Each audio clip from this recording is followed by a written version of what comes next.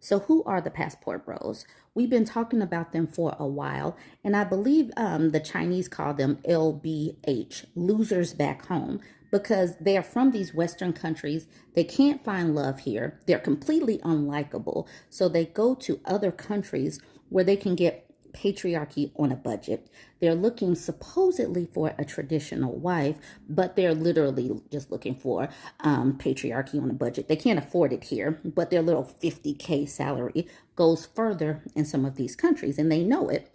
So then we got people like this person who I honestly, we've been talking about passport bros for a little while.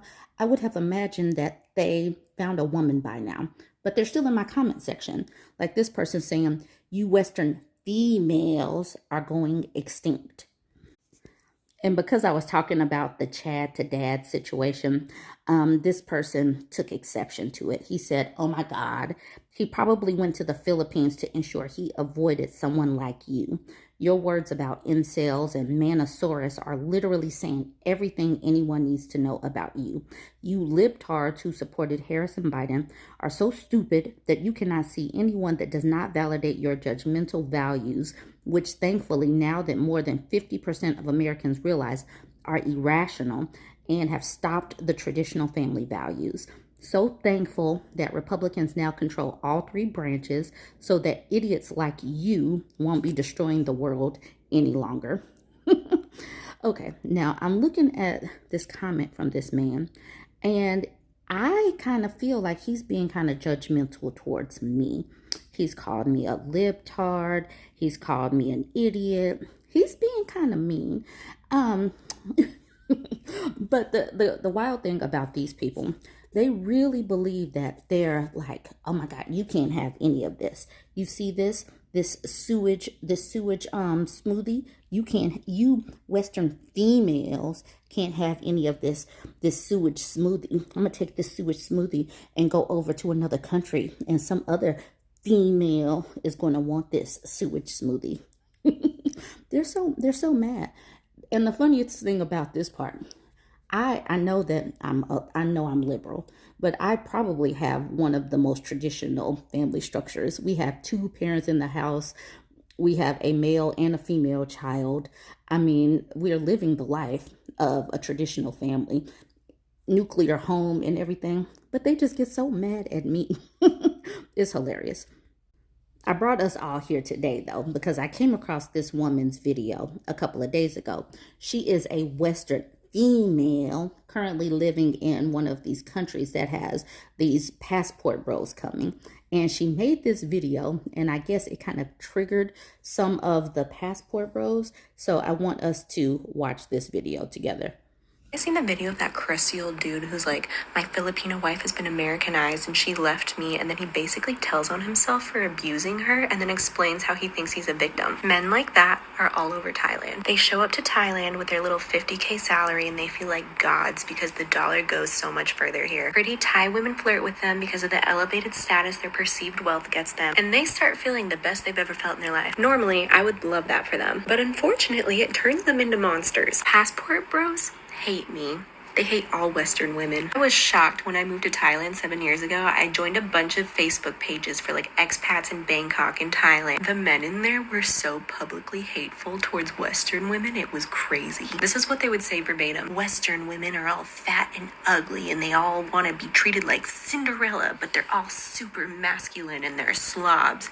Meanwhile, Thai women are submissive and sweet and beautiful, and they'll do anything I say, especially in the bedroom. And I'm not kidding, men would publicly post that in these Facebook pages with like 100,000 group members, and the comments were all men agreeing with them. Anyway, just talking to those guys for 5 minutes, it was very easy to see why they couldn't get a wife in America. It was because they hate women. And I often tell people when I lived in Kamping Sayan, I was the only foreigner there, but that wasn't true. There were actually 2 men there. People would be like, oh, why don't you be friends with them? It was because I instantly knew they were passport bros, and it's very easy to tell. Women hating passport bros will not even look me in the eye. They will pretend like I don't exist. They will do anything not to have a conversation with me. But men who just genuinely fell in love with the Thai women are very pleasant and nice to me. And I'm gonna preface by saying I don't think all passport bros are bad. I think sometimes there are nerdy men or very shy men who couldn't couldn't get a wife in the USA. There are Thai women looking for a better life. They have an equal partnership where she takes care of the home and he pays for everything, and it works out great. Unfortunately, a lot of times it doesn't turn out like that. If you watch that dude's video, you'll notice he feels because he pays for everything, he owns her. These men see their women as property. And a lot of times, these Thai women don't know what they're getting into. $50,000 a year is a lot in Thailand. It's like 150,000 baht per month. So these women marry these men and get promised this life of luxury, and they move back to the US and living in a one-bedroom apartment. They're struggling to make ends meet. On top of that, her husband disrespects her all the time, treats her badly in front of other people, and expects her to do all the household chores without complaint. And now that I moved back to the US and I'm friends with some Thai people, I see it now. One husband only gave his wife $100 per month for spending money. That was it. She had to go get a job because that wasn't enough, and now he gives her $0. And now she has a job, but she's also still expected to do all the household chores, all the cleaning, all the cooking, all the everything. And she doesn't even get her measly $100 a month anymore. And I just worry about my Thai sisters. I just want them to know that a lot of the women who come here looking for wives, they can't find a wife in the US because they hate women and they treat them badly. Do not marry one like that. 150,000 baht per month is not enough to live on for 2 people in America. You need at least 300,000 baht per month. Be careful out there.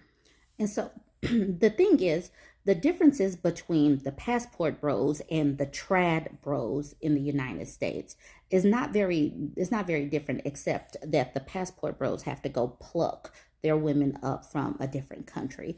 But this whole situation where these men think that they're going to provide for a household on a budget here in America, when most people here in America are surviving and really do need two incomes, it's ridiculous, because these women, they think that they're going to be able to do all of these things, especially when they come over here.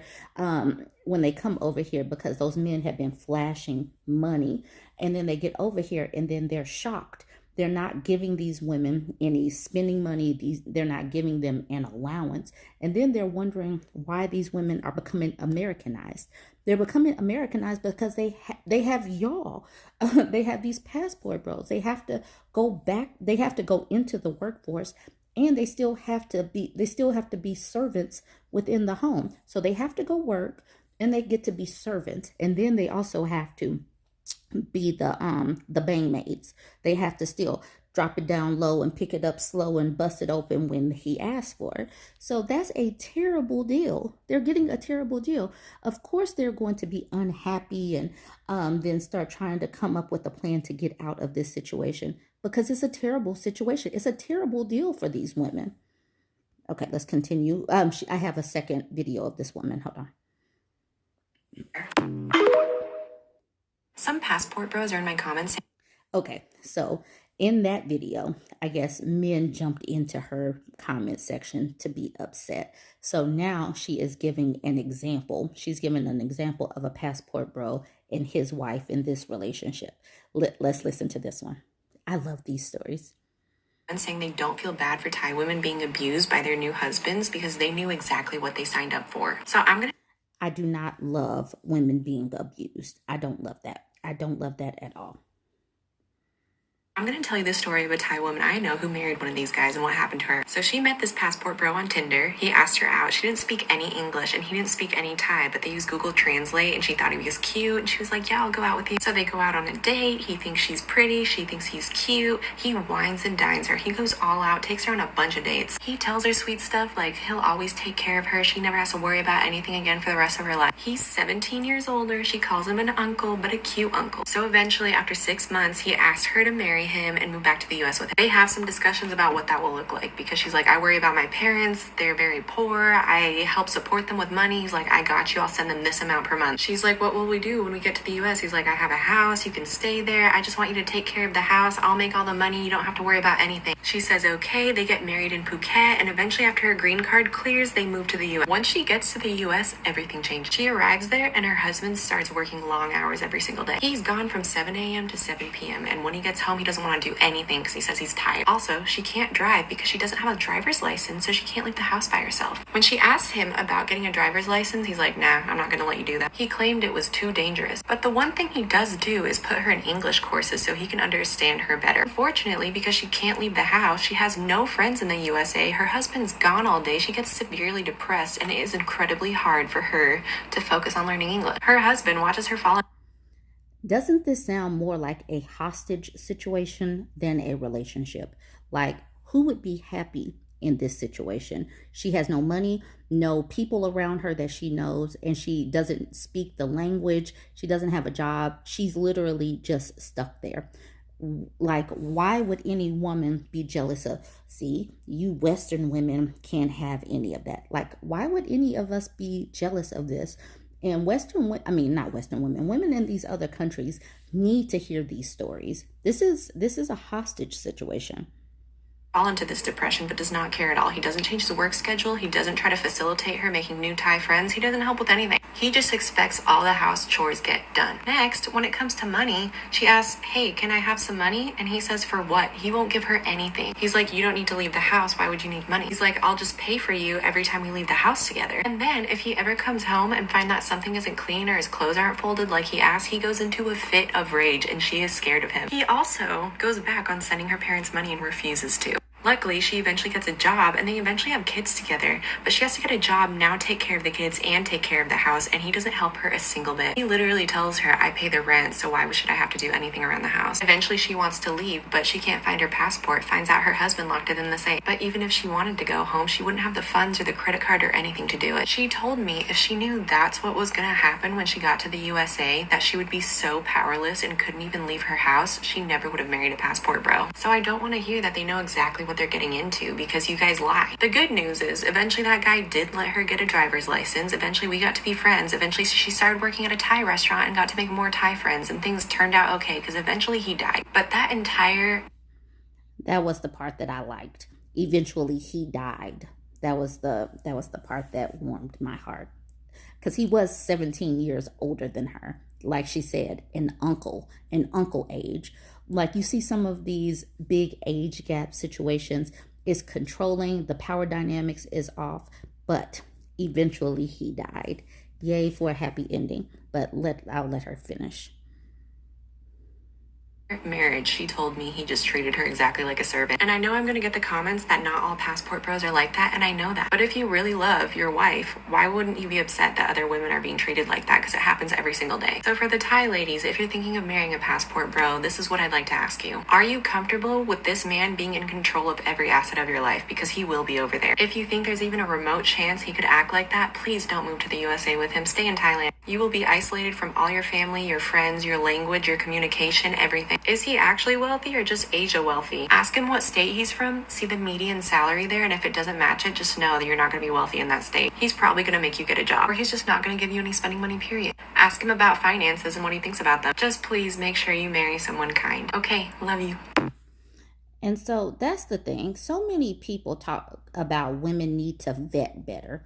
Women need to vet better. How do you vet a liar? A lot of these situations, even if, we're talking about relationships here in the United States with women who were born and raised in the United States, the trad wife situation where these women were religious or whatever, and these people right here, it all comes down to control. These men need to be able to control a woman because they can't have a relationship on the merit of their personality and who they are and just having a reciprocal relationship. That's the reason why they can't stand feminists. That's like a dirty word to them. They can't stand feminists because we can move in and out of relationships without, it's not going to be as hard. Like if I want women to be able to survive and thrive despite the marital status. Like if you are single, if you're married, if you're divorced, if you're widowed, whatever, I want women to be able to survive. And many of these men hold, the finances over the women's heads, and it's financial abuse.